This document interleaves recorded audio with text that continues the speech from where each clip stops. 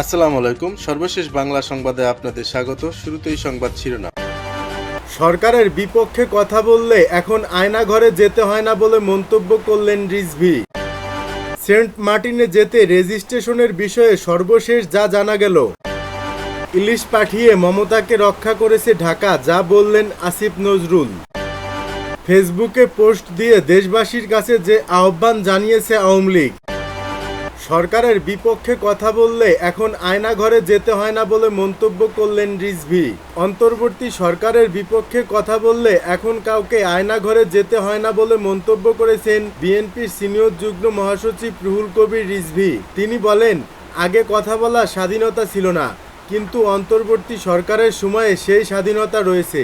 রাজধানীর মাতোয়াইলে ছাত্র জনতার আন্দোলনে পুলিশের গুলিতে নিহত সৈকতচন্দ্র দে এবং পারভেজের পরিবারকে আর্থিক সহায়তা প্রদান অনুষ্ঠানে এসব কথা বলেন তিনি। এদিন দুই শহীদ পরিবারকে আর্থিক সহায়তা দেয় বিএনপি। আমরা বিএনপির পরিবার আয়োজিত অনুষ্ঠানে রিজভী বলেন, এখন অন্তর্বর্তী সরকারের বিপক্ষে কেউ কথা বললে তাকে আয়নাঘরে যেতে হয় না। এমন পরিবেশের জন্যই বিএনপি আন্দোলন করেছে। ছাত্র জনতার আন্দোলন দমাতে ভিনদেশি বাহিনীকে দেশে ব্যবহার করা হয়েছে বলেও অভিযোগ করেন বিএনপির এই নেতা। বিদ্যুতের ঘাটতি প্রসঙ্গে রিজভী বলেন, শুধুমাত্র ভারতকে খুশি করতেই নিম্নমানের যন্ত্রপাতি এনে রামপাল বিদ্যুৎ কেন্দ্র করা হয়েছে। সেন্ট মার্টিনে যেতে রেজিস্ট্রেশনের বিষয়ে সর্বশেষ যা জানা গেল। সেন্ট মার্টিন যেতে রেজিস্ট্রেশন ও ফি নেওয়ার সিদ্ধান্ত চূড়ান্ত হয়নি বলে জানিয়েছেন বাংলাদেশ ট্যুরিজম বোর্ডের প্রধান নির্বাহী কর্মকর্তা আবু তাহের মোহাম্মদ জাবের। তিনি বলেন, ফি নির্ধারণের গাইডলাইন দিয়েছে পরিবেশ, বন ও জলবায়ু পরিবর্তন মন্ত্রণালয়, তবে এখনও তা চূড়ান্ত হয়নি। আজ বৃহস্পতিবার সচিবালয়ে বিশ্ব পর্যটন দিবস 2024 উপলক্ষে বেসামরিক বিমান পরিবহন ও পর্যটন মন্ত্রণালয় আয়োজিত সংবাদ সম্মেলনে তিনি এসব কথা জানান। আবু তাহের বলেন, সেন্ট মার্টিনে যেতে রেজিস্ট্রেশন ও ফি নেওয়ার সিদ্ধান্ত এখনও চূড়ান্ত করা হয়নি। এ বিষয়ে পরে সিদ্ধান্ত নেওয়া হবে। তবে সেন্ট মার্টিন দ্বীপে ফি নির্ধারণের পক্ষে বা বিপক্ষে পর্যটন মন্ত্রণালয় কোনো মতামত দেয়নি বলেও জানান তিনি। এর আগে গত 5 সেপ্টেম্বর সেন্ট মার্টিনে যেতে রেজিস্ট্রেশন করতে হবে এ শিরোনামে বিভিন্ন গণমাধ্যমে খবর প্রচারিত হলে আলোচনা শুরু হয় নেটিজেনদের মধ্যে। তবে সেদিন রাতেই পরিবেশ, বন ও জলবায়ু পরিবর্তন মন্ত্রণালয় গণমাধ্যমকে পাঠানো এক সংবাদ বিজ্ঞপ্তিতে জানায়, সেন্ট মার্টিনে যেতে রেজিস্ট্রেশন করতে হবে এমন কোনো সিদ্ধান্ত নেওয়া হয়নি। ইলিশ পাঠিয়ে মমতাকে রক্ষা করেছে ঢাকা, যা বললেন আসিফ নজরুল।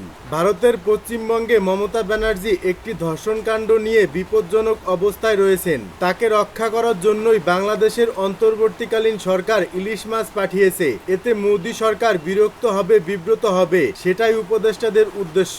এমন প্রশ্নের জবাবে উপদেষ্টা ডক্টর আসিফ নজরুল বলেন, আমি সেভাবে বলতে চাচ্ছি না।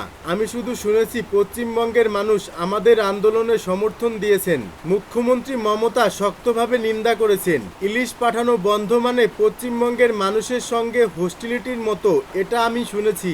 ডক্টর আসিফ নজরুল বলেন, আমি শুনেছি মুখ্যমন্ত্রী মমতা শক্তভাবে নিন্দা করেছেন ইলিশ পাঠানো বন্ধ।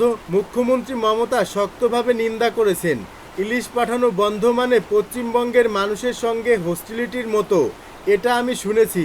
সাংবাদিক খালিদ মহিউদ্দিনের সঙ্গে এক সাক্ষাৎকারে তিনি এসব কথা বলেন। উল্লেখ্য, গত 21 সেপ্টেম্বর ভারতে 3000 টন ইলিশ রপ্তানির অনুমতি সংক্রান্ত আদেশে জারি করেছে বাণিজ্য মন্ত্রণালয়। সরকারের ইলিশ রপ্তানির এ সিদ্ধান্ত চারদিকে সমালোচনা শুরু হয়। এ বিষয়ে জানতে আইন এবং প্রবাসী কল্যাণ ও বৈদেশিক কর্মসংস্থান বিষয়ক উপদেষ্টা ডক্টর আসিফ নজরুলের মুখোমুখি হওয়া নিউ ইয়র্ক থেকে সম্প্রচার হওয়া ঠিকানা টিভির সম্পাদক খালেদ মহিউদ্দিনের অপর এক প্রশ্নের জবাবে উপদেষ্টা ডক্টর আসিফ নজরুল বলেন, যখন ইলিশ রপ্তানির স্ট্যাটাস দিয়েছিলাম তখন আমি উপদেষ্টা ছিলাম না। গত বছর 3950 টন ইলিশ রপ্তানির সর্বোচ্চ অনুমোদন দেয়া হয়েছিল।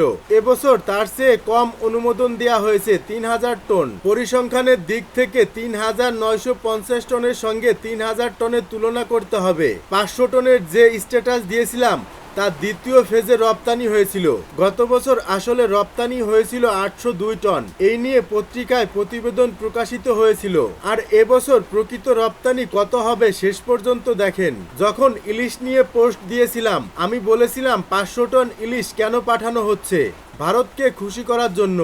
যারা আমাদের পানি দেয় না, যারা সীমান্তে হত্যা করে, যারা আমাদের নিয়ে তুচ্ছ মন্তব্য করে, যদি ভারতের সঙ্গে মর্যাদাপূর্ণ সম্পর্ক থাকে কিংবা বন্ধুত্বপূর্ণ সম্পর্ক থাকে, এর আলোকে আপনি ইলিশ রপ্তানি করবেন কি করবেন না সেটা মানুষের মাথা ব্যথা থাকতো না, যোগ করেন আসিফ নজরুল। ভারতের প্রতি তৎকালীন আওয়ামী লীগ সরকারের নতজানুমূলক দৃষ্টিভঙ্গির কথা উল্লেখ করে তিনি বলেন, সীমান্তে মানুষ মারা যাচ্ছে আর বাংলাদেশ সরকারের সাফল্য ছিল লাশটা নিয়ে আসা। মানুষ মারা যাচ্ছে সেটা শেখ হাসিনার সরকার সমর্থন করত।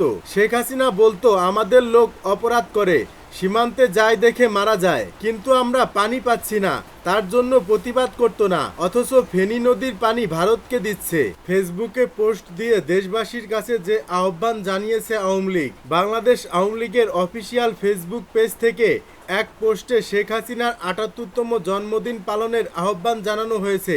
বৃহস্পতিবার ২৬ সেপ্টেম্বর দিবাগত রাতে এই পোস্ট করা হয়। পোস্টে বলা হয়, ২৮ সেপ্টেম্বর জননেত্রী শেখ হাসিনার ৭৮তম জন্মদিন যথাযথ মর্যাদায় উদযাপনের লক্ষ্যে বাংলাদেশ আওয়ামী লীগের সর্বস্তরের নেতাকর্মী সমর্থক এবং দেশবাসীর প্রতি আহ্বান, আগামী ২৮ সেপ্টেম্বর ২০২৪ জাতির জনক বঙ্গবন্ধু শেখ মুজিবুর কন্যা, বাংলাদেশের সফল প্রধানমন্ত্রী, বাংলাদেশ আওয়ামী লীগের সংগ্রামী সভাপতি, দেশের গরিব দুঃখী মেহনতি মানুষের শেষ আশ্রয়স্থল জননেত্রী শেখ হাসিনার ৭৮তম জন্মদিন যথাযথ মর্যাদায় উদযাপনের লক্ষ্যে বাংলাদেশ আওয়ামী লীগের সর্বস্তরের নেতাকর্মী সমর্থক এবং দেশবাসীর প্রতি উদাত্ত আহ্বান জানানো হচ্ছে।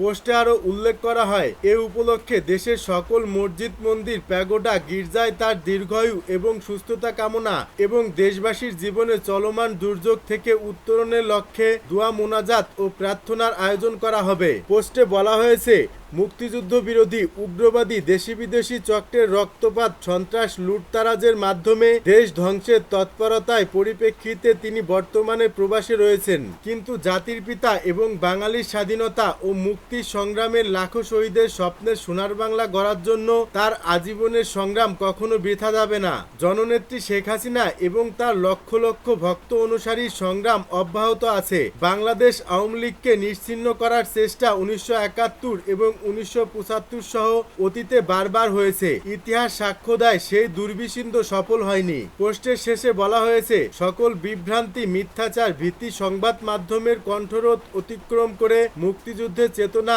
ও মূল্যবোধে উদ্ভাসিত হবে নতুন প্রজন্ম। শেখ হাসিনার মহান নেতৃত্বেই বাংলাদেশের সবুজ জমিনে উদিত হবে রক্তলাল সূর্য। লাখো কণ্ঠে ধ্বনিত হবে আমার সোনার বাংলা, আমি তোমায় ভালোবাসি।